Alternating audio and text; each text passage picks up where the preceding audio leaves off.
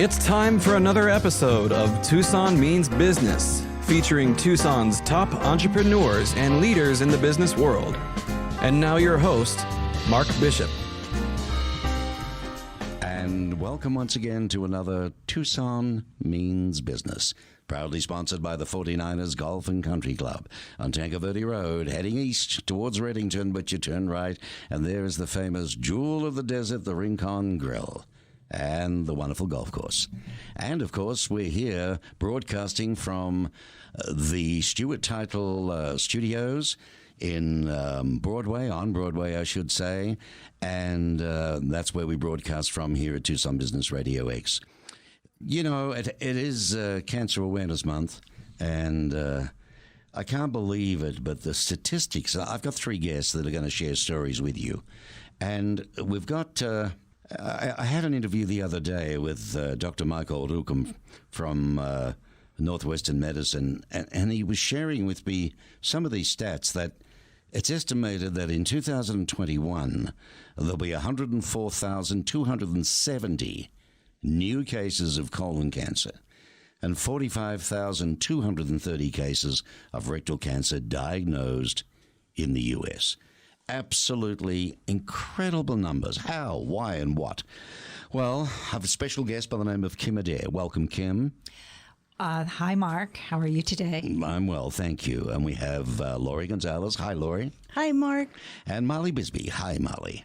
Hi, Mark. Thanks for giving me the time and appreciate you coming in to talk about today. I'm going to start with you, Kim, a little bit about you. Spokane, Washington, then you moved to and lived in Boise, Idaho for 22 years. Is that right? Yes, I did. I spent a good part of my life there. Love Boise. Boise, Idaho. Okay, your family. Well, you actually owned grocery stores in the early years. Your family did. Is that right?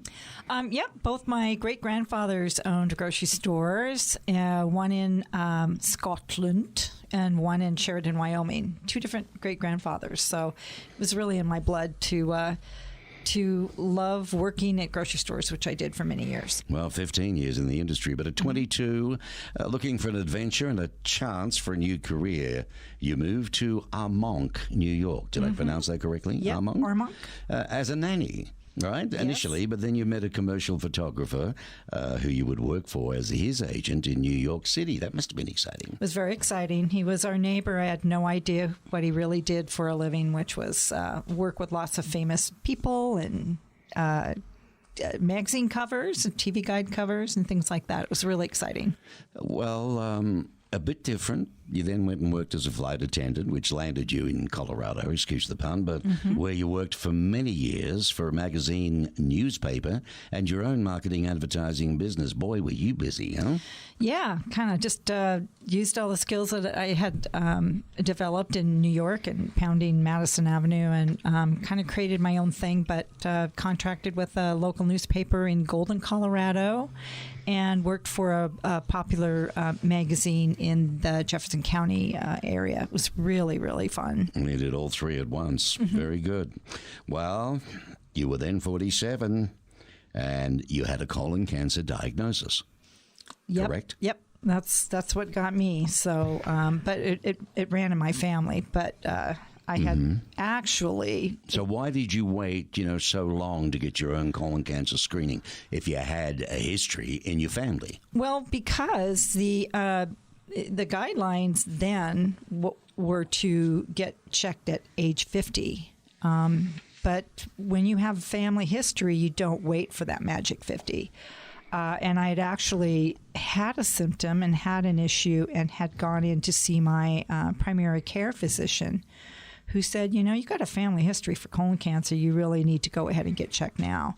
And I said, sure, I'll get that done. And he wrote me a little slip, and I stuffed it in my purse and went out and spent a whole year not getting anything done. Went back to him for something else, and he looked at my records, and he said, did you get a colonoscopy? And I said, nope, I didn't get that done yet. Mm-hmm. So he was really upset with me. I bet you he was. Yeah, very upset. He got out of his chair and he said, you need to get your arse in there and get that done. So that's what happened with me, and I'm just lucky that with a symptom all year that I didn't end up in a worse case with my colon cancer. Colon cancer for Kim Adair. Lori Gonzalez was born and raised Tucson, Arizona, a real local. I am. You're from a large family that stretches, though, from Chicago to Washington State, right? I do. Give us a little background on that. Well, my dad was born in Chicago, mom in Missouri. Lots of family members. My mom comes from 9 kids. He came from 5, and they moved out here in 1957. Started our family. There's 6 kids, and we've all had other kids. And I have 2 grandbabies and 2 amazing children. Wow. Yeah. I got to say, your family doesn't watch much TV, do they? Yeah, I don't think so. You've had a real estate license, Lori, since 2005. I have. And in August of 2018, you became employed with Citi as a customer service agent. What does that actually involve? Well, I'm a customer service agent for the cards, Citi cards, and I just take care of customers' needs for their banking. You enjoy that? I do. I really do. I'm just very blessed I was working for them when I was diagnosed. Well, the pandemic, came on us in March 2020. You began working from home. Did you miss anything? I missed the camaraderie. I missed my pals at work. But it was surprisingly nice working from home. It's got benefits. It does. It really does. Give me an idea of because there's pluses and minuses, right? Well, sure. Give us the pluses from your perspective. The pluses are getting up and not having to drive in, having to just cross the hall. And, do you get out of your podgies and put on a suit or what? At first, I tried to just dress like I was supposed to every day, but that kind of got a little more lax as time went on. So what happened in September? Well, I had ongoing. I have hip arthritis, so I knew it was getting worse, and I was told I had no choice but to get a hip replacement. So in the meantime, I wanted to get everything done. So I went and got my mammo. Now my mammo was put off because of COVID. If you had a nickel for every time you said because of COVID. Yeah, right. Yeah. So this is what? This is your annual this is mammogram? My annual mammo, and I'm very good at having them every year, but usually in June, but it was put off until September. And so I went in and got my mammo. The following week, they told me that I had a suspicious finding. I needed to have it biopsied. So I had it biopsied, and then Monday they scheduled my hip replacement. Tuesday, I had a call from my doctor saying it was cancer. This is breast cancer. Yes. And so I had to get my lumpectomy pretty quick, and because I can't be on chemo while I'm getting a hip replacement. So they did the lumpectomy. It came back with an invasive gene, so I had to have another surgery to remove lymph nodes. And then finally, in November, I was able to get my hip replacement. Wow, so now you're in a pandemic, you're working from home, you have breast cancer. What was going through your mind? I mean, how did you process all of that together? Well, I kind of did my pity thing and scared thing, and then I just focused on making it my job. It was going to be my full-time job to get well. I have, 2 grandbabies now and 2 kids, and I needed to just make it my journey, and I did, and I just try to stay as positive as I possibly can. Yeah, from what I'm hearing, for you, Laura, you had to dig deep. You had to find the, silver lining. I did. Did you lose your hair? I lost my hair, and then I had to see that silver lining is I couldn't go anywhere because of the pandemic. So I thought, well, hey, what a good time to have. Yeah, what a great time. I can't get out of the house anyway, so no one's going to see me. No. I mean, when you look at it like that, it can be funny. Right, it is. You got to laugh or you cry. And then you sort of, said to yourself, well, look, I'm working for a great company. I've got amazing benefits. That allows you to get treatment. I mean... yes, and time off to get well, yeah. So a lot of good stuff there, yes, right? And then mid-pandemic in June, I had my daughter had a grandbaby for him, grandson. Ah, lovely. Jack, Congrats. pandemic. Yeah. Thank you. We're going to come back and talk about how you handle things a little more. Third and last but not least, definitely, this lady was born in Galveston, Texas. We won't hold that against her, though, will we? She traveled and lived all over the U.S. Love people that travel, because how can you be a great ambassador for your country if you haven't been anywhere? I know lots of people who sit out their office window and stare and say, I wonder what it's like over there. So, anyway, before settling in Arizona, she'd seen a lot, and she'd graduated Prescott College in 2006 with a BA in psychology and human development. And then she attended the Desert Institute of Healing Arts for 1,000 hours of professional massage programming and training and hands-on and all the rest of it. And she's one of the best in the business. I can vouch for that. This is back in 93. Welcome, young lady. And this young lady's name is Marlee Bisbee, correct? Yes, thank you, Mark. When I first heard that, I thought, come on, Bisbee? You know, were your grandparents or great-grandparents from Bisbee? Or? You know, it's not spelled the same. No, it is different. I'll give it that. One of my cousins who does the genealogy in the family claims that there's a connection between Bisbee, Arizona, and us. Mm-hmm. I don't know what it is. Anyway, you know, there's not a lot in my bio on the cancer because I wanted to sort of tell a little story. Well, yeah, and which I want you to do that, and we're going to get to that. But you're also a certified Reiki master. I am. Okay, a certified end-of-life counselor. I am. And an amateur, competitive, and recreational cyclist. I mean, you did this for 38 years. Yes, I'm still doing it. That's good. So, you know, my question is this helped you? Cycling? It's helped you in your life? Is it helping you now? Cycling is a metaphor for life. Okay, very good. Now, you included working with the United States Association of Blind Athletes back in 96 and 97 prior to the 96 Atlanta Paralympics. Correct. Racing tandem in the 96 track nationals, the 96 Burley Classic stage race, and the women's tandem relay, Furnace Creek, 508. That's miles, I take it? Yes. Yeah, back in 96. And the race across America. Kim, this woman, I mean, she's nearly busier than you. She Wow. mixed tandem relay team with 2 national cycling championships. Good on you, Marlee. And all the tandem races were with blind and visually impaired stokers, the ones on the back. Isn't that amazing? Wow. Were there funds raised during all of this? The athletes that were associated with USABA had grants and sponsorships. Mm-hmm. And then they had to find people who could captain for them. And then they had to actually go to the Olympic Training Center and qualify. And so they were pretty set up, and their big time frame was to get ready and qualify in 95 and 96 and then go to Atlanta in the Paralympics that year.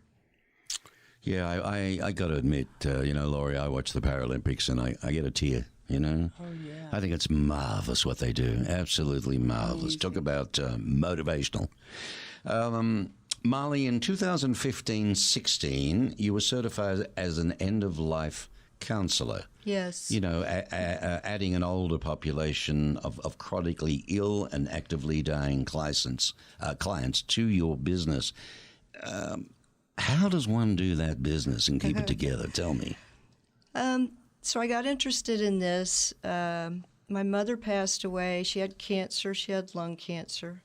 And she passed away in 2002. And then a lot of my degree at Prescott College was focusing on elder care, geriatrics, end of life, that sort of subject. Mm-hmm. And I was going to get a master's in counseling, but I decided I wanted to go to nursing school and become a hospice nurse. It's a worthy cause. So I did all the prerequisites and co-requisites for that here in Tucson and got accepted, but they had a wait list and it was 3 years long, and I'm not young. So I actually got accepted at Galveston College and decided I'd go home and live there for a couple of years because my dad's still there and he's in his 90s. Mm-hmm. And so I went and started nursing school there. And the end of the first semester, I was diagnosed with breast cancer. So, what do we got? We've got a colon and we've got 2 breast cancers. Is that right? And thank the Lord, I had nothing for me yet, but my mom, I lost her at 58 with cancer, which was pretty young. And hers actually started womb up through the stomach to the lungs. And we used to take out, probably a 5-inch round disc and about a foot long of fluid out of the lungs. It was horrible watching her. She couldn't breathe. Wow. And there are so many versions I know of cancer. And for anybody listening today, the reason we're doing this show is it's Awareness Month. Whether it's correct or whether it's, hey, I've got 3 lovely ladies sitting here, alive, bright, done things with their life. Look at all the things that they've achieved and done and are still doing. We look back at it, we talked about Chemo waiting for a year. Please advise, and girls, jump in with generic discussion if you like on this, okay? We've done the introductions. What would you advise anybody if they're really scared stiff to find out? Well, to have a friend knock the crap out of them and say, "Oh my God, you have this in your family. You should have been in a year ago." And that's really why I took it further after I was just stupid and ignorant to think that because I had family history that I shouldn't get in earlier, like my doctor, good physician, asked me to do. And I really just didn't take it seriously. I didn't want to know anything about colon cancer. My dad had it. My grandma died of it. And, they were 20 years apart. Does this sort of linger on your mind, knowing that the family history in the background, as you just mentioned? Oh, yeah. And that I just, at the time I was raising money for Relay for Life. My girlfriend made, all of her girlfriends who were all small business owners, made us go out and it was a way for us to all be together and get together. So here we were really, really involved with this organization through American Cancer Society. And at that same time, I walked around with this symptom, which I'll let you know. I had this blood in my stool here and there. It came and went, and sometimes I wouldn't have it for a while. And, I just, when I was a flight attendant, I used to have hemorrhoids. I really just kept that in my mind, that this really wasn't anything. And a lot of people are like that. A lot of people do that, and they just don't, they're too afraid to really face that it might be cancer. So, that's the biggest, do you think, push off, right? Yeah, just people Would are you agree afraid. with that, Lori? Yes, because I do that with. I haven't had a colonoscopy yet, so I need to do that. And I'm scheduling my breast because of you. Good. I'm late. What about you, Marlee? Can you add to that? I think some of the stigma comes from the fact of where it's located in the body for a lot of people. That makes a lot of sense. Get a colonoscopy, they're kind of, ew, invasive. Yes. And I have a lot of friends it's not an issue for them to go get their mammograms yearly. Right. But when you ask them about the colonoscopy, a lot of them are sort of, oh, well, Yeah, it's sure later. We'll do it later. Or they but they're really looking at you and they're really not going to do it. Yeah. Some of them. Wow. Yeah. May I ask, how does... where do you start as a woman? Who teaches you and at what age that you need to be looking at this stuff as you get older? For women particularly. Because men aren't going to have mammograms, okay? Well, there's breast cancer for men, but... Right. Yeah, so it's really... It's not a common thing, is it? It's not really common, but it more does than happen. you think. Yeah. Yeah. Really? I worked in a mammogram department, that's right. and we had quite a few men come in that had found masses on their breasts, and Wow, I've never heard of that before. Yeah, in my circle, I've got a circle of a social circle, like media people that, I have a handful of men that I know. And mine, had I not waited because of the pandemic, it was new and small. Mm-hmm. Had I gone when I was supposed to in June, it would have been a whole year. It could have grown more, or so. There's another silver lining that I want to ask you, off. Laurie, how has your treatment been for you now then? It hasn't been easy, but it isn't as bad as I thought. I just kind of maybe I thought it was going to be way worse, so it wasn't easy. Mm-hmm. But I'm through with the chemo, then I need radiation, and it's a 99% chance that I'll be fine, 1% chance it'll come back, and if I did nothing, it would be the flip-flop. So I'll take it all day long. Mm-hmm. Did you dread doing the chemo? I did. For what reason? I was just afraid. Didn't know what was going to happen. Because of what you hear as stories. Right? And the movies you watch. And then when my hair fell out, it was weird. That was like the defining moment, like, oh man, I'm a cancer patient. It was weird. I was just taking it like, okay, well, this is what I got to do. Mm-hmm, this is my full-time job I'm living with now. it, and that's okay. But that kind of made me feel like, oh, wow, this kind of stinks. But you just got to keep moving. Dear, oh dear. So, timing, it can be everything, can't it? Uh-huh. You seem very positive. Oh, thanks. I try, because if you're not, you let negative thoughts in your head, you get anxiety, and it's just horrible. Does no one get any good. Well, the mind is so powerful, it can go the other way. And if you're too negative within yourself, and worry is one of the worst things you could ever do, right? Right. And if you're doing this jazz all the time, it's going to make it worse for you, isn't it? Well, sure, it's got to be worse for your health. I mean, I don't think cancer is, I don't know. Who knows if it thrives on negativity, and down the rabbit hole you go, and nobody needs that either. Well, Marlee, you did the psychology. What do you think? For me, I found the lump in my breast. So, how would you do that, if I may ask? Is this the normal self-testing thing? No, I wasn't due for a mammogram for another couple of months, but when I was studying, I noticed that I had a little bit of an irritating feeling, as though you had a sleeveless shirt on that was a little too tight, and it was rubbing. And so I went ahead and did my self-check, because it was a few days away from it. I always do it on the first of the month. And I have fibrous cysts in my breast, so I always think I feel something and freak out. And then I wait a few days and I try it again, and it always feels like the rest of the tissue. So, it's good.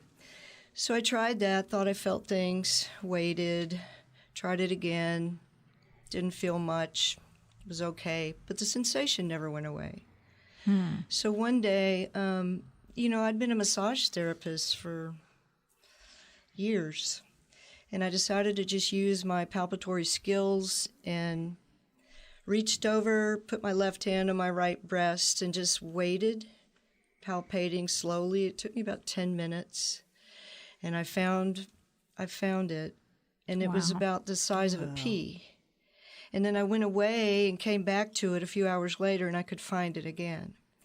So that started it. When you say it like that, is that sort of a test? If you hadn't found it again, what would that have meant? I might not have done anything, but I knew exactly where it was. Wow. And went right back to it, because, it's part of what I do when I massage people. Mm-hmm. And so one of the really great things about that was one of my best friends from high school was a retired RN who still lived in Galveston. And I called her up and I told her, and she said, well, it's not something till it's something. And so I had that person go through every single step of the way with me. And I don't know what I would have done, because there aren't any other women in my family. It's my dad, my brother, who had 3 sons. And so there were no other women. And she was irreplaceable for me. Your support group is irreplaceable for you when you go through this. That is so true. And they take the place a lot of times of your family. Since I had all men, and it was breast cancer, they had a hard time relating to that, emotionally. Right. So, They don't like to talk about it. They get embarrassed, when you talk about it. And so I had kind of the inner ring, the A people, and then the B people, who could be there for me in certain capacities. And I was never scared, because from the get-go, we know that it wasn't going to kill us that year. If you had early detection, I was fairly early detection. And maybe not in 5 years, and maybe never. So you go with that. And I tried to keep, like you said, a positive attitude. I could work. The chemo really didn't, I lost all my hair, but I didn't get really sick with it. And I didn't feel really weak with it. I was still mobile. I could still ride my bike, maybe not as hard, maybe not as far. Right. I could still work. And I was thankful for that. It kind of kept me busy. Kept you busy, kept you active. Is there a timing thing at all from the time you're diagnosed and you're spoken to by your doctor? Is it different for everybody? What I'm really trying to get at is you just sort of touched on it saying, look, I'm not going to die this year, and there may be 5 years. I mean, what do you work towards? How do you know how long you've got or what you need to do? Is there a timing factor that you need to work to? Well, with breast cancer, there's all kinds of, every cancer patient is different. Every single cancer patient is different, even if you have the same kind of cancer. And for me, what I decided to do was had a genetics test and decided to do the chemotherapy, and as well as the radiation. And then when you get through with that, depending on your age and also what kind of breast cancer you had, you'll probably be asked to take an anti-hormonal for a number of years, either 5 years or 10 years. So it really does go on for quite a while with us. And I think you shoot for 5 years out. Yeah. But there's also women who are taking anti-hormonals for 5 years past that. So you're looking at that. But I think 5 years is kind of a win for you. And there's a 30% chance that women, even in early stages who are diagnosed with breast cancer, will then at some point go on to develop cancer again. What percentage? Metastasized breast cancer, 30%. Wow, that's kind of high. Yeah. They're working on it all the time, aren't they? They're desperately trying to find the answers for this. And when we come back, we're going to talk to Kim about how she's taken, her experience out into the world and is doing a marvelous job with what she's raising funds for and how it's all about. We're going to talk about Butt Check. And you're listening to Tucson Means Business, proudly sponsored by the 49ers Golf and Country Club with the lovely Rincon Grill. Of course, with the pandemic, people are ordering and picking up and so on. But it's sanitized heavily in the restaurant, and there's tons of feet apart with the chairs and so on and tables. You can go in there, just follow the rules. And, of course, there's lots of other things still happening and the wonderful exercising going on. And there is the pool. And the gym, I don't think, is being worked that much at the moment till things are getting, well and truly over. But the golf is on big time. It's outdoors, fresh air. And there's lots of things you can find out. And speaking of the 49ers, we're very grateful. They're our proud sponsor and have been for a couple of years now on Tucson Means Business. And here's a word from them.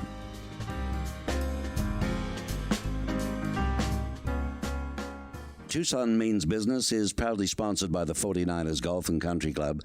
They're at 12,000 Tanca Verde Road. If you're not in Tucson, somewhere around the world, but visiting, sometime you may get here, please go to the 49ers, even if you don't play golf, because there are wonderful things to do, like eat at the fabulous Rincon Grill restaurant. And then there's the fitness center, brand new with everything that you need. Isn't that right, Casey? That's right, Mark. I'm speaking with the director of memberships and tournaments and sales. He's just about chief cook and bottle washer, but he can tell us all about this wonderful fitness club. It's only brand new, really. Yeah, it's kind of funny you say that. We're really proud of the way that we keep it looking brand new, but it's already 5 years old, that building. Is it really? Yep. But God, you'd never know that. We upkeep it. We keep it looking good, looking fresh, smelling good. We try to keep the equipment maintained. Mm-hmm. That's important for people that are coming to a gym. They want to use clean, fresh, well-working equipment. My word, they do. And one of the important things, I think, with this fitness club is that it's not your traditional. I mean, you've got locals coming to it from right across town.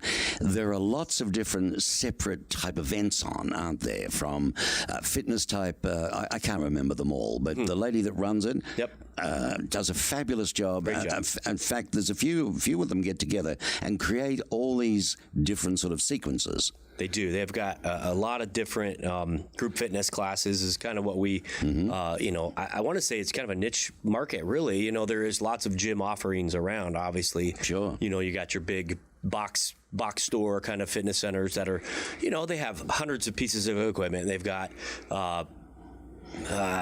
classes that are scheduled and routine, where ours are unique. You get to know the instructors really well. They're your friends, and then when you don't show personal up, care of you, yeah. They do, when you don't show up to class, they text you and find out, hey, you okay? How come you're not there? That's a nice idea. It is. So from yoga through to boombox this or that, I mean, they do it all. There is. We offer a little bit of everything. We even, we have kids dance classes. We even have a woman teaching ballroom dance classes right now. On Wednesday nights right now, we have goat yoga, where you have these little pygmy goats. They dress them up in tutus and they walk on your back. I don't get it, but apparently it's all the rage. So. Can you imagine that? Dressed up in a tutu, walking on your back. But that's a goat. Oh, it sounds like a lot of fun indeed. And of course, the one other area is the pool. Yep, the pool. We have a 5-lane Junior Olympic-sized heated year-round pool, which it's tough to find heated water in Tucson in the winter, believe it or not. But we maintain it. We have a youth program that swims year-round. We've also got aqua classes right now on Mondays. We offer them. The pool's just been really a great resource for the club and its members. That's fabulous. So there you go. You get a really good picture, don't you? But go to the website, and Casey, that address again. Website is 49ercc.com. It's all spelled out. FORTYNINERCC.com. You did a good job, man. Hey, thanks. Casey Poluvchak, lovely fellow. Talk to him personally about anything, memberships, the club, whatever you want to do. He's the director of memberships and tournaments at the infamous, which is the hidden jewel of the desert, at the 49ers Golf and Country Club. Proudly bringing us Tucson Means Business. Okay, now I want to ask you this, Kim. We discussed that March is, Colorectal Cancer Awareness Month, so I know that you're heavily involved in doing a tremendous amount of work for this cause. Tell us about that. Well, when I was lucky enough just to have surgery and not do what these gals did, which is, chemo and radiation and things, instead of having that guilt, that, I survived, and now pretty soon I'm learning that down the road, girlfriends of mine would get different kinds of cancers. I just got out.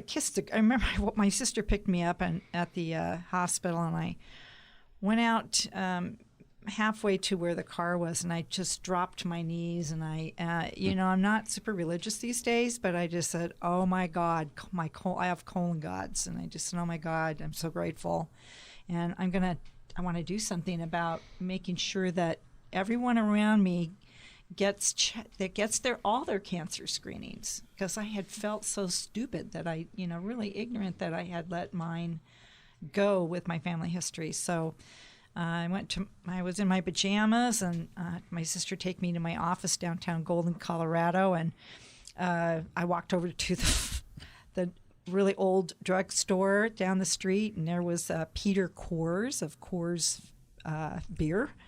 He would go in every day and get a card, and I'd go, "Hey, Peter," and he'd go, "Hi, Kim," and I said, "Hey, you need to get your butt checked." And he said, "What?" He did not know that I was in the hospital, but a lot of people in my little town of Golden had known that. So the story's pretty sweet. The mayor knocked on my door one day, and I had done the same thing to him. I'd said, "Hey, Mayor Chuck, you need to get your butt checked." And, 2 weeks later, he came to my door, and he was white as a sheet. He knocked, and he says, "Oh, my gosh, Kim, my son is in the hospital right now at a young age, and he's getting the same surgery you had for colon cancer, and I just scheduled my butt check." So when he said that, I went, boom, that's it. That's, what I got to do something with that phrase. So on a napkin with a girlfriend over a margarita. Or two. And I'm still, recovering. Were you allowed to drink in recovery? Oh, yeah. Okay. Yeah, I didn't have chemo. I didn't have anything, You were spoiled then, weren't you? Yeah. You were lucky, eh? I felt way lucky. All right. But so you're with a napkin, and we're having margaritas. I'm with a napkin. I'm with a girlfriend, and she said, "You've got to do something. You've got to really do this fast. And you work for a magazine. You work for a newspaper. Create something." So we fooled around, and we both worked on a little logo, and my logo's now seen around the world. It's a little W with a check. And I said, "That's it." And then she said, "You have to call it butt check. You've been walking around saying that." And I said, "I don't know. I've got a really conservative job with a magazine and newspaper. I don't know." And she goes, "No, just do it." So that's when Katie Couric was coming to town for a fundraiser right as she was getting ready to do her CBS job. And so I went to town, and I had the magazine to put my story in. So I got a picture with me with Katie and wrote my story, which I still use today about, not getting in and getting this done. So that's kind of what I started. So where did the Broncos come into it? Oh, well, we're all close little knit group of people in Colorado, and I knew a Bronco, a former linebacker, Dave Sitton, and he had an office around the corner from me, and he had prostate cancer. And I started realizing and looking for people around me that had cancer, that had survived it or was getting it. Yeah. I didn't pay attention to that before. So really you started becoming an advocate for cancer awareness. I started really paying attention. So he asked me to come over to his office. We sat down. He goes, "Man, I'm lucky, and I really had it bad, and it really scared me. And I want to do something for you, Kim. What can I do?" And I said, "Why don't you bring the guys together?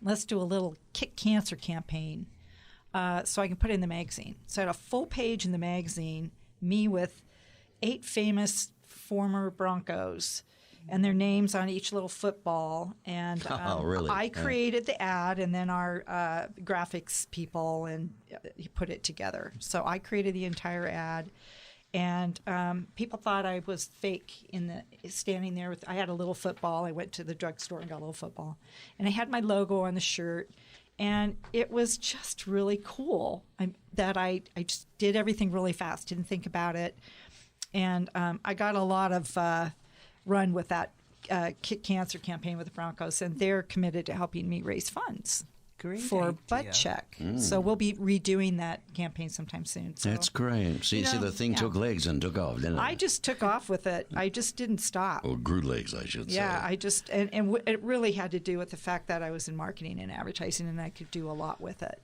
That helps. Yeah. That helps. It was super exciting. Marlee, I want to ask you, just going back to, you're doing massage, but what's it like to massage disabled athletes? I was a little hesitant at first, but the primary focus of my massage practice is athletes. I do sports massage and deep tissue trigger point work and rehabilitation and work on chronic pain people. Mm-hmm. So what was interesting were the amputees. What was interesting was the folks who, well, the blind people are just like us, but they can't see. So their disability is not something that physically, causes them issues. The amputees were really what I loved working on. I loved working on those people. And I also loved working on some of the people who had spinal cord injuries and were paralyzed, either paraplegics or quadriplegics. They're athletes, just like all the other athletes that I worked on. They aspired to be Olympians or Paralympians, if you will. Mm-hmm. And that was the most inspiring thing for me as a massage therapist working on them. I've kept in touch with a lot of my little blind and visually impaired athletes. There's many funny stories that we could tell. A lot of them ended up here in Tucson because 3 of my cycling buddies were picked to captain 3 of the USABA blind athletes. So a lot of stuff happened here, a lot of training here, and then we all went up to Colorado Springs to the Olympic Training Center so they could see if they could qualify for the Paralympics. Mm. Well, you've worked on professional athletes, too. I have. Spring training used to be here, and I worked on a lot of baseball players. Yeah, that was big, wasn't it, in Tucson? It was spring big. Training, for a lot of different reasons. Right. But it's missed, I think, big time. Yeah. Yes. What's it like, Marlee? You do a lot with younger people and so on, but working on older people, how different is it to younger people? It's really different.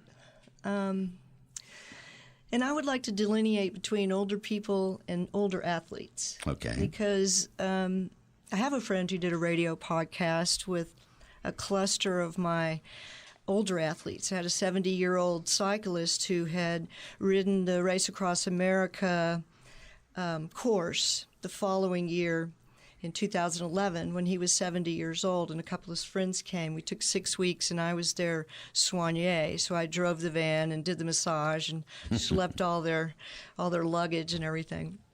And then there was a 75-year-old woman who was a snowbird, a friend of a friend, and we hooked up to do some hiking. She wanted to do Finger Rock because she didn't feel like she'd be able to do it at another time. And I thought, this should be easy, even though I'd never really hiked much. And she kicked my ass up and down every hike we ever did. She was from Bozeman, Montana, a retired nurse who had actually founded their emergency response team there to go out and look for people that were lost or in the snow in the wintertime. Oh, cool. And then there was a couple who, he was a banker and she was a teacher, and they decided he'd run some marathons. But they decided when they retired they wanted to do Ironman distance triathlons. And she was a tiger. She was a monster.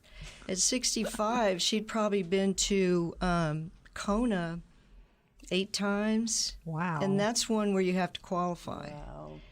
And he'd been a few times.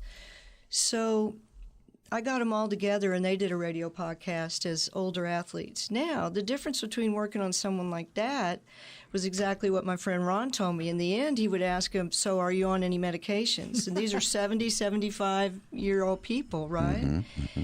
None of them took anything but aspirin. Now, when you look at older people who aren't active like that, there's any one of a number of comorbidities that are going on for those people. Wow. And it starts to change. If you haven't been active, you really start to see it. There's a big difference between older people who haven't been active and older people who have most of their lives. Right. Well, Marlee, you've seen a lot too, a lot of experience. Cancer Awareness Month is nearly over, March, the Ides of March, as they say. But incredible stories. And everybody knows this particular lady, and I just thought she's starting something pretty nice, and it was good of Kim to let me know about this. Have a listen. As many of you all know, March is National Colorectal Cancer Awareness Month, a month that is very near and dear to my heart.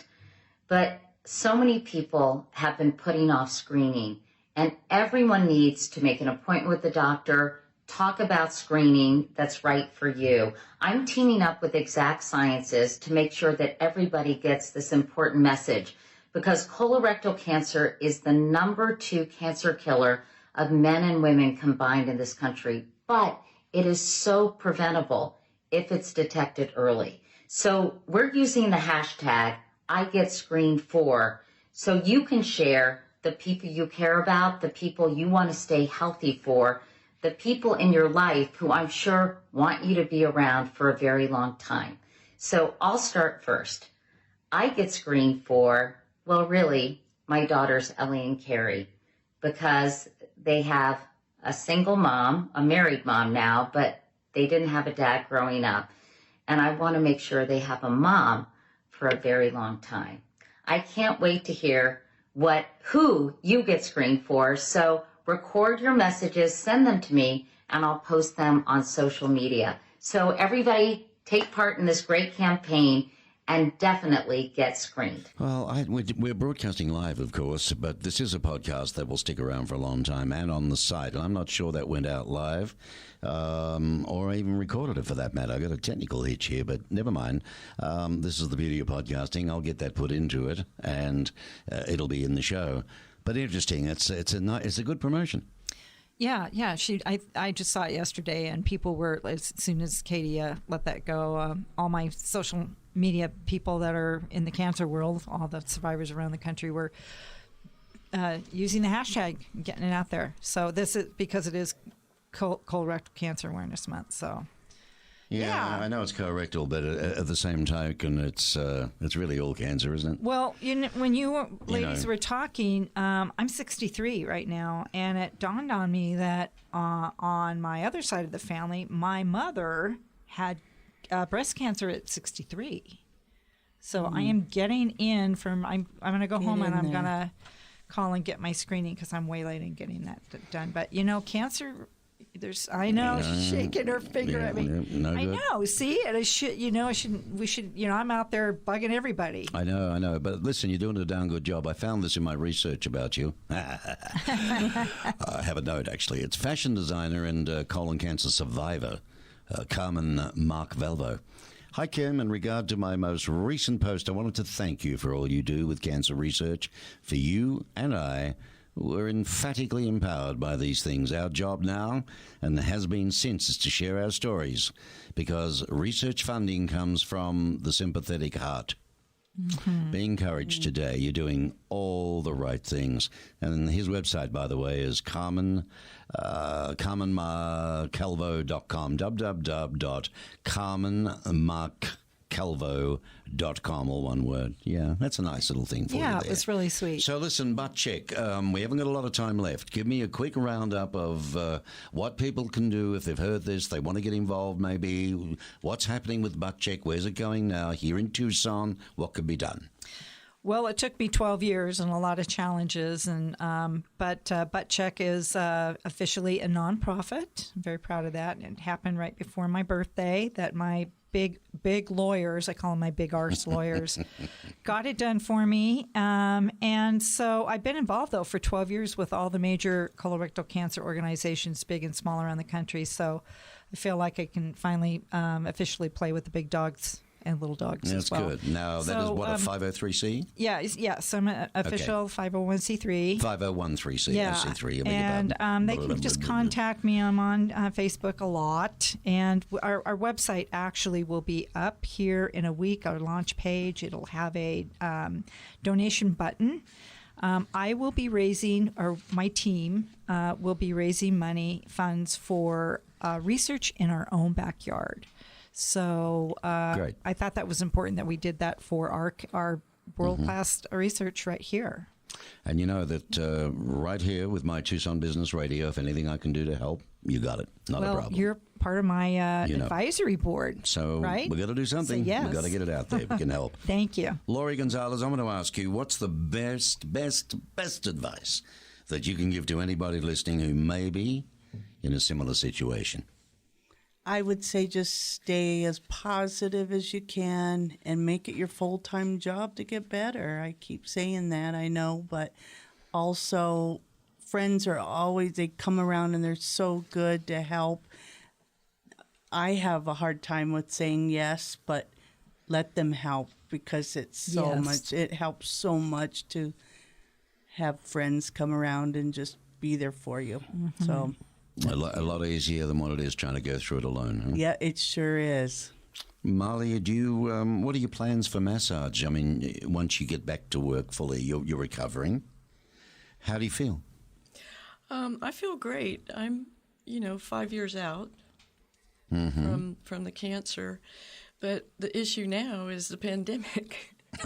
It was not one thing, it's another, right? Well, it's awfully hard to feel like you're being safe doing massage in a small room with another person.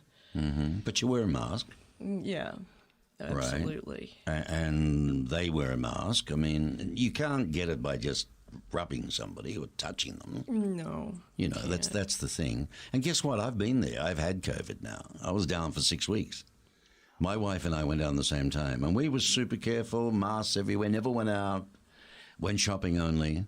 Yeah. And they're saying that's the biggest. Doesn't matter where you go. I'm not going to mention any supermarket, but look, or any brand, but it's just so difficult to cover everything. If you think you've got that and they're doing, they're sanitizing the baskets and so on, you still put your fingers on the money thing where you put your card in and the this and the that. You just don't know. But you've got to sanitize the hands as soon as you can. And I do. I get home and, use the old soap and the hot water and so on and then go from there. But you've been through it. Marlee, what would you say to anybody that's listening? Again, let people help you, and then pay it forward. Right. I've never stopped. The work that I do with end-of-life counseling is, unfortunately, all of us don't make it. And that's why I went into that. I could never finish my nursing. And so I had someone tell me to look into the end-of-life counseling, or death doula is another name for it that people aren't real familiar with. And I did a certification course with a RN who has a program. It's not a licensed job right now, but you do get certified. And she's a hospice nurse for 35 years, and most of her work was with end-of-life. And that's one of the ways that I pay it forward. That and really bugging people about getting their cancer checks done in a timely manner. Yes, ma'am. I don't know, all you buggers, fair income between you and Kim.